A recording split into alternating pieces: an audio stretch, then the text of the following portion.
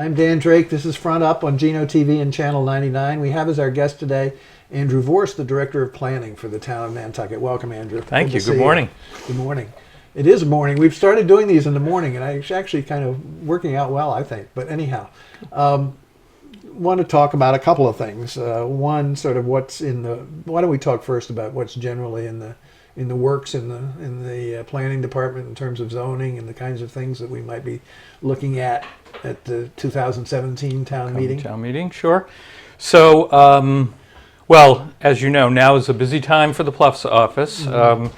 We just started our new HDC people, and that is working out well. We're looking at continuing the master plan implementation, which I think we've talked about pretty much. Yeah. I think some of the major articles will be looking at some rezoning down in the Wharf area, which is the RC zoning district. We're going to look at residential zoning on the Wharf instead of commercial.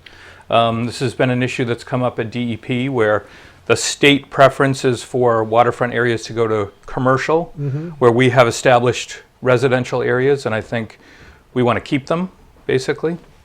So that's going to be a major part in an amendment. That's partly a matter of economics, right? A little of each, and character, you know, having that.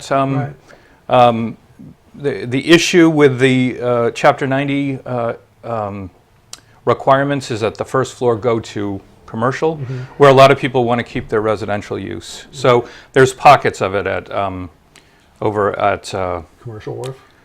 Commercial Wharf is one, and over at the other end. Anyway, at the opposite end, North Wharf, and the street off of Straight Wharf that runs parallel. So those are areas that we're looking at that will require a change to the Harbor Overlay District as well. We have continuing RC2, which is a commercial zone phase out in various areas. Changing those commercial areas to residential in some cases, and to a more tailored commercial in the other areas. There's what is being called the Harbor Place area, which is formerly the Wilkes Square area. There's discussions now about looking at that and what changes might be considered there. There will be a zoning component of that. Whether that's ready for this year or a special town meeting, we're not sure. So, all right. So there's more. We have more zoning work to do. More zoning work to do. Right. Are there anything that these that you think will be controversial? Or are they pretty much more to reflect what people would like than? Well, I never want to say they won't be controversial, because if I think that, they end up being controversial. I think that our roundup this year is more in line with what people have expressed. So I think that's what we'll see. If I can make a suggestion, I think at town meeting it would be very helpful to have a key of what these various zoning terms mean, RC or Lug 3 or whatever it is. Just a piece of paper that has all those on it so people understand what they are, because I think a lot of people get confused about. Anyway, that's my... Well, we have put a glossary in. I don't know if people see it, but it's at the back. Been at the back of the town meeting. I guess I haven't seen it. I guess you haven't seen it. Since 2011, we've put a glossary of terms, but we'll look at. There are times when we use terminology like RC, RC2, and people say, "Well, what is it?" Yeah. But we have included a chart at the back of the warrant, which at least lists the dimensional things. So anyway, we'll think about it. We'll look at that. Yes. Okay. Let's take a look at Matticat and the sewer article, Article 2 and Article 3 that are on the warrant for the special town meeting in October. And one of the questions that those who are resisting, shall we say, I'm not going to say they're opponents because they claim they're not. Okay. But the ones who are resisting the articles at this town meeting, special town meeting, one of their big issues is the impact it will have on density in Old Matticat. Right. And do you want to talk about that a little bit and tell us what you think? Sure. I'm not sure that I think our position is we don't agree with that stand. Mattakit, in 2009, we did an extensive rezoning of Mattakit, which brought it to, which was some pretty steep reductions in density. That was in anticipation of the water coming and the eventual coming of sewer to that area. So the ground, when we think about density, what are the factors of it? At least that zoning can handle. And that's, what is the overall amount of building interior area? What is the height? So what we did there is the main area of Mattakit is zoned village residential, which is a new zoning district. We reduced the ground cover by 20%. It went from 12.5 to 10. We also lowered the height from 30 to 25. So Mattakit has one of the lowest overall heights in the whole, across the whole island.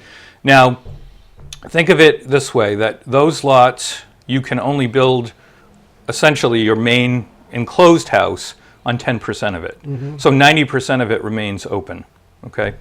So I've heard things about, well, the septic field comes out and now I can do all this building.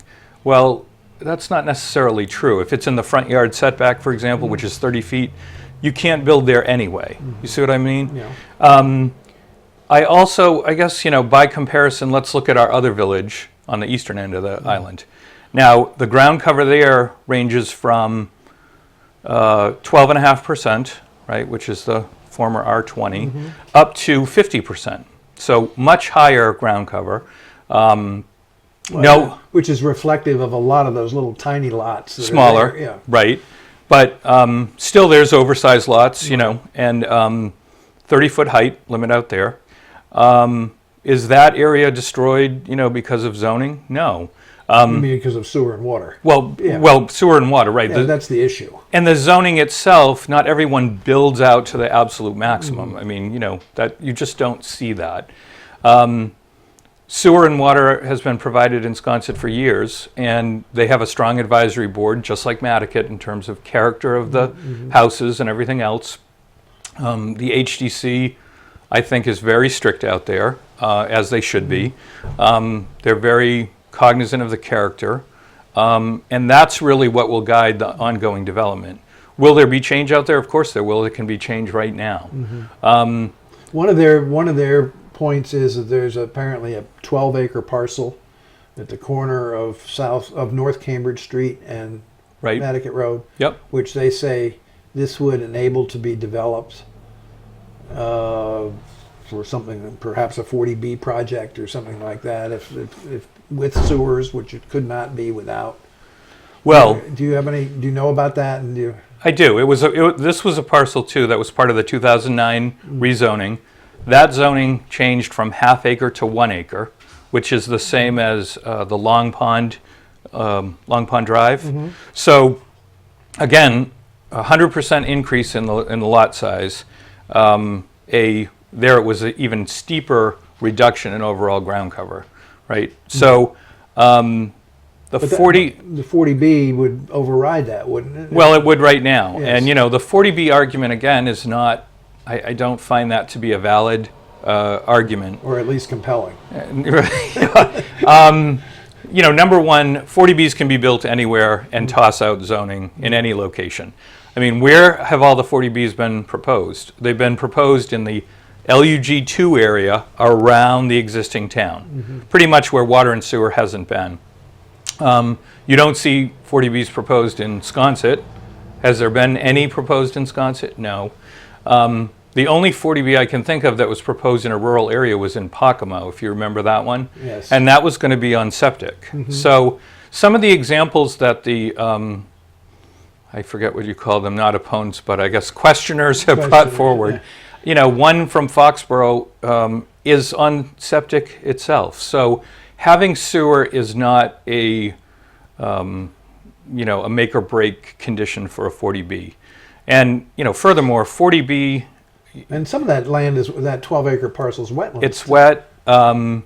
There's a question of, generally where there's high-value land, you don't find 40Bs. It's where you have low-value land or low value in terms of how many different parcels you can put on it. That land is developable under the 1 acre standard. So if it's 12 acres, it's probably, somewhere 8 or so lots. But again, that's half as much as what it was before. And I get, I don't see another zoning district that would really work for that. That's what it is. And I don't think that a 40B, remember, I think sewer construction out there, by the time it would actually be operating, I think is 4 or 5 years in the future. least, yeah. Anyway. Yeah. And hopefully the Board of Selectmen just voted our housing production plan, which is a first requirement to get us to safe harbors or to get to our 10%. And I think by then, hopefully we'll be at 10% and that won't even be an issue. So.